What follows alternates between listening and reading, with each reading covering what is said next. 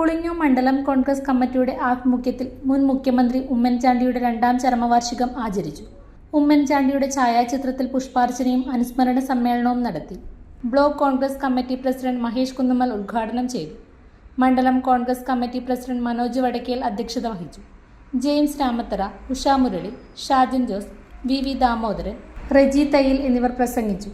Sebastian Kandathil, Babu Kanankombil, M K Balachandran master, Shaji Kunnumpuram, Sasi Sreevilasam, Benny Kanakkattu, Paulose Karikkulam, Joseph Kaniyamparambil, Appachan Nirappil എന്നിവർ ചടങ്ങിന് നേതൃത്വം നൽകി. മറ്റൊരാളെ കുറിച്ച് നമ്മൾ ഒരുപക്ഷെ നമ്മുടെ ചരിത്ര പഠനങ്ങളിലോ അല്ലെങ്കിൽ നമ്മുടെ പുസ്തകങ്ങളിലോ ഒന്നും നാം വായിച്ചു കാണില്ല. അത്രത്തോളം ക്രിയാനുഭവമായിരുന്നു.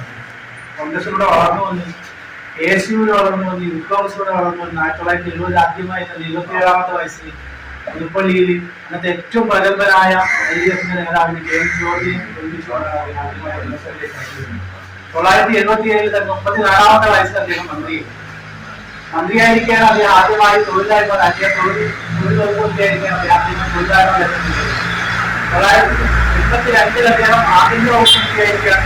നാം ഈ മുൻകാലങ്ങളിലൊക്കെ സിനിമകളിൽ കണ്ട അവസരത്തിൽ നടന്ന പോലീസുകാരത്തെ ആ അവസരത്തെ മാറ്റി അത് പാൻറ്റാക്കി മാറ്റി ആധുനികവൽക്കരിക്കും. അദ്ദേഹത്തിന്റെ ഭരണഘടനകൾ ഒന്നും ഞാൻ നിങ്ങളൊന്നും വിവരിക്കേണ്ടതായിട്ടുണ്ട്. 34ാമത്തെ വയസ്സിൽ അദ്ദേഹം മറിയാമയെ സ്വന്തമാക്കി വിവാഹം ചെയ്യുമ്പോൾ അദ്ദേഹം കേരളത്തിന്റെ മന്ത്രിയായിരുന്നു. അപ്പൊ ജീവിതത്തിന്റെ എല്ലാ ഘട്ടങ്ങളും പൂർണ്ണമായി ജനങ്ങൾക്ക് വേണ്ടി ഉപയോഗിക്കുന്നത് ഒരുപക്ഷെ 23 മണിക്കൂറോളം ജോലി ചെയ്ത് 1 മണിക്കൂർ മാത്രമാണ്. ഉമ്മൻചാണ്ടിയുടെ മോശം ആരോഗ്യാവസ്ഥയ്ക്ക് അദ്ദേഹത്തിന്റെ ഈ ജീവിതശൈലി ഈ ജനങ്ങളുടെ അസ്ഥിരമായ പ്രവർത്തനങ്ങളും ഒക്കെ കാരണമായിട്ടുണ്ടാകും.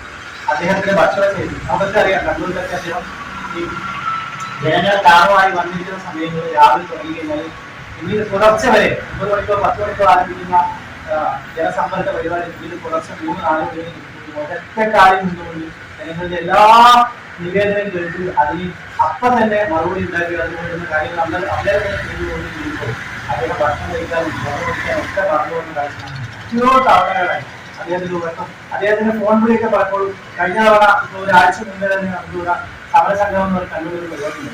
അന്ന് അദ്ദേഹത്തിന്റെ കൂടെ റവന്യൂ വകുപ്പ് ചെയ്യുന്ന അടൂർ പ്രകാശ് പറഞ്ഞിട്ടുണ്ട്. രാത്രി 12:30 അദ്ദേഹം റവന്യൂ വകുപ്പ് അദ്ദേഹം ആദ്യഘട്ടത്തിൽ ആരോഗ്യ വകുപ്പ് തന്നെയാണ്. രാത്രി 12:30 1 മണിക്ക് അദ്ദേഹത്തിന് ഫോൺ ചെയ്താണ് അന്ന് ബഡ്ജറ്റിൽ തൊട്ട് മുമ്പ് മെഡിക്കൽ കോളേജുകൾ ഏതൊക്കെയാണ് വേണ്ടത് എന്ന് KM മാണിയോട് പറയാൻ വേണ്ടി അദ്ദേഹം ക്ലിഫ് ഹൗസിലേക്ക് വിളിച്ചു. യഥാർത്ഥത്തിൽ അദ്ദേഹം 12 മണിക്ക് കിടന്നുറങ്ങി നല്ല പാട്ടോടെ അദ്ദേഹത്തിന് അടിക്കാൻ ഫോൺ വിളിച്ചു പ്രകാശ് എനിക്ക് ഉറങ്ങിയോന്ന് ചോദിച്ചു. അപ്പോൾ സമയം 1 മണിയായിരുന്നു. ആ 1 മണിക്ക് അടൂർ പ്രകാശ് ക്ലിഫ് ഹൗസിലേക്ക് പോകുമ്പോൾ ആ ഓഫീസിൽ നിന്ന് ഉമ്മൻചാണ്ടി അവതരിപ്പിച്ചു. അന്ന് രാത്രി തിട്ടപ്പെടുത്തിയെടുത്താണ് കേരളത്തിനകത്ത് ആവശ്യമായ മെഡിക്കൽ കോളേജുകൾ എല്ലാം ഉണ്ടാക്കി മണ്ഡല പ്രസിഡന്റ് കാലിമാസ്റ്റർക്ക് കഴിഞ്ഞ ആ ഒരു ഓർമ്മ അദ്ദേഹം വിളിക്കുക. ഇങ്ങനെ ഒരുപാട് പക്ഷെ ഒരു ഭരണാധികാരിയിൽ നിന്ന് നാം പ്രതീക്ഷിക്കുന്നതിലും എത്രയോ മടങ്ങ് ഒരു ഭരണാധികാരിയിൽ നിന്നും നാം നന്മ പ്രതീക്ഷിക്കുന്നു. ഒരുപാട് ഭരണാധികാരികൾ നന്മ ചെയ്തിട്ടുണ്ട്. പക്ഷെ ഇന്ന് അവർ നന്മ മരമായിട്ടുണ്ട്. അദ്ദേഹത്തിന്റെ ഓരോ വാക്കുകളും പ്രവൃത്തികളും സാധാരണക്കാരൻ ചെയ്തിട്ടുണ്ട്. തന്റെ പ്രവർത്തനങ്ങൾ, തന്റെ ഭരണ സംവിധാനത്തിന്റെ പ്രവർത്തനങ്ങൾ, തന്റെ മന്ത്രിസഭയുടെ പ്രവർത്തനങ്ങളൊക്കെ അടിസ്ഥാന വർഗത്തിലേക്ക് എത്തുന്നുണ്ട് എന്ന് ഉറപ്പുവരുത്തിയ മുഖ്യമന്ത്രിയായിരുന്നു.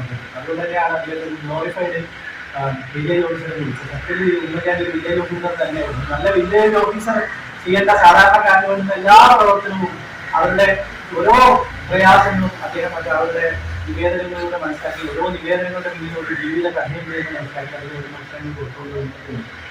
നമുക്കറിയാം ഇന്ത്യൻ കോൺഗ്രസ് നമ്മുടെ സമൂഹം തന്നെ ഏറ്റവും വലിയ ഒരു പ്രതിസന്ധി ഘട്ടങ്ങളിലൂടെയും അതുപോലെ തന്നെ പരീക്ഷണ കാലഘട്ടങ്ങളിലൂടെയും മുന്നോട്ട് വരുന്നതാണ്. ഇന്നലെയൊക്കെ സംഭവിച്ച കാര്യങ്ങൾ നമുക്ക് ഒരു പിഞ്ചു കുഞ്ഞി സ്കൂളിനകത്ത് ഒരു ഊഞ്ഞാലുവാടെ ആടുന്ന ഇലക്ട്രിക് കമ്പിയിൽ പിടിച്ച് മരിക്കുകയാണ്. ആ കുഞ്ഞ് മരിച്ചു വീണതിന് ശേഷവും ഒരു സംസ്ഥാനത്ത് ഭരണം നടത്തുന്ന ഒരു മന്ത്രി ആ കുഞ്ഞിനെ കുറ്റപ്പെടുത്തിക്കൊണ്ട് ഭീപത്സമായ ദയാരഹിതമായ ഒരു ഭരണ സംവിധാനത്തിലൂടെ നാം കടന്നു പോകുമ്പോൾ ഉമ്മൻചാണ്ടിയുടെ ഓർമ്മകൾ നമുക്ക് ശക്തി പകരണം.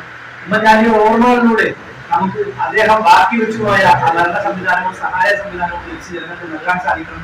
അങ്ങനെ നമുക്ക് നൽകാൻ സാധിക്കണമെങ്കിൽ ഉറപ്പാണ് ഈ മനുഷ്യത്വരഹിതമായ ഈ ഭരണ സംവിധാനത്തിൽ നമുക്ക് പൂർത്തീകരിക്കേണ്ടതായിട്ടുണ്ട്. അദ്ദേഹത്തിന്റെ ഓർമ്മകൾ അങ്ങനെയുള്ള അങ്ങോട്ടുള്ള നമ്മുടെ പ്രവൃത്തികളിലും പ്രവർത്തനങ്ങളിലും വലിയ രീതിയിൽ മുടക്കണം. അദ്ദേഹം ബാക്കി വെച്ചുപോയ അദ്ദേഹത്തിന്റെ ആഗ്രഹങ്ങൾ പൂർത്തീകരിക്കുന്നത് കോൺഗ്രസ് ബാധ്യതയാണ്, ഉത്തരവാദിത്തമാണ്. അതിലേക്കുള്ള യാത്രകളാവും. നിങ്ങളുടെ സ്വപ്ന ഭവനം ഞങ്ങൾ നിർമ്മിക്കാം. മികച്ച നിലവാരത്തിൽ നിങ്ങളുടെ ബഡ്ജറ്റിനനുസരിച്ച് ഡയമണ്ട് ഇന്റീരിയർ ആൻഡ് ബിൽഡാർക്കിലൂടെ interior and exterior designing, construction, interior വർക്കുകൾ, പ്ലാൻ, എസ്റ്റിമേഷൻ, സൂപ്പർവിഷൻ, ഡോക്യുമെന്റേഷൻ, ആധുനിക നിർമ്മാണ രീതികളും വർഷങ്ങളുടെ പരിചയ സമ്പത്തും 100% വിശ്വസ്തയോടെ ചെയ്തു നൽകുന്നു. Diamond interior and Buildark, Cherupuzha 94